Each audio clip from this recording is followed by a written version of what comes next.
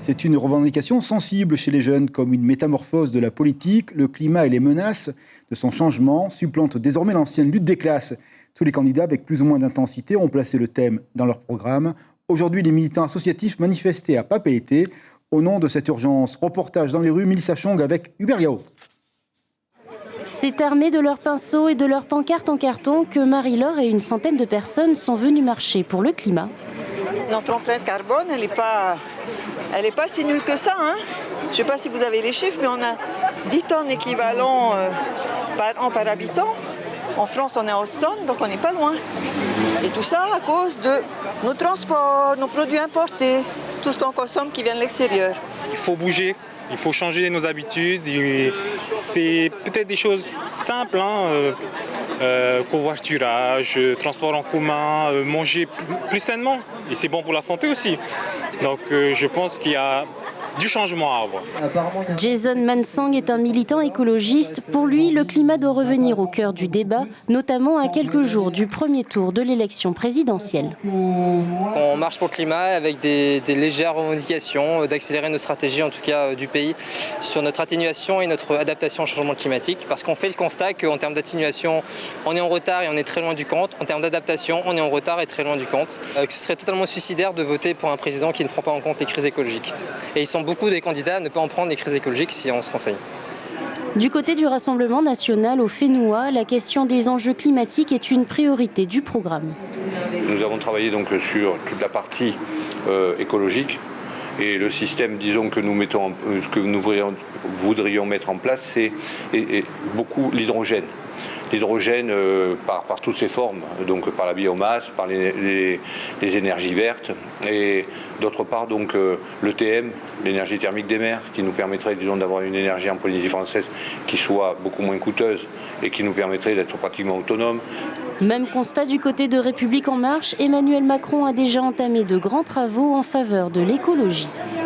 Il a mis en place un fonds de transition énergétique spécifique à la Polynésie pour un montant de 8 milliards.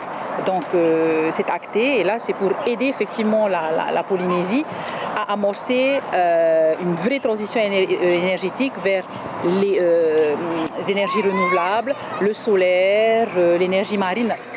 Enjeu national et même mondial, le changement climatique reste un sujet inévitable dans la campagne.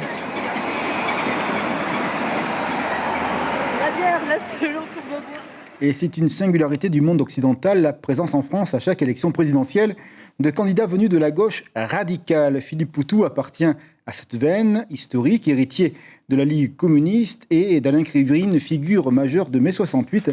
Cet ouvrier de Bordeaux porte la parole du NPA.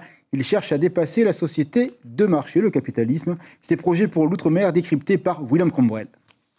Le problème, c'est que moi, j'ai été ouvrier dans une usine et la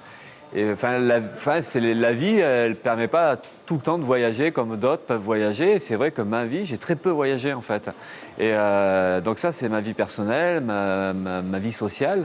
Et après, je suis militant. Et je suis militant dans un parti qui est internationaliste, qui est anticolonialiste, anti-impérialiste, et qui se préoccupe à juste titre de toutes ces questions politiques-là, des sorts des populations, et donc la question des rapports coloniaux en France.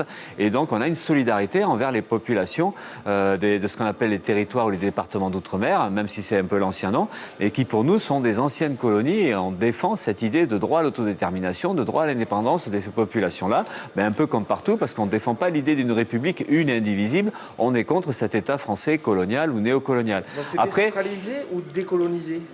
Mais nous, on pense que ce sont les populations qui doivent décider par elles-mêmes. Donc, est-ce que c'est c'est ce qu'on appelle le droit à l'autodétermination. Donc, est-ce que c'est une indépendance ? Dans quelles conditions c'est une indépendance ? Est-ce que c'est juste une autonomie ? Dans quelles conditions cette autonomie peut se discuter ? C'est pas à nous de dire comment ça peut se passer. Par contre, reconnaître le droit à l'autonomie et à l'indépendance, ça, c'est fondamental. Voilà donc, c'est la fin de la page consacrée aux élections présidentielles dans ce journal.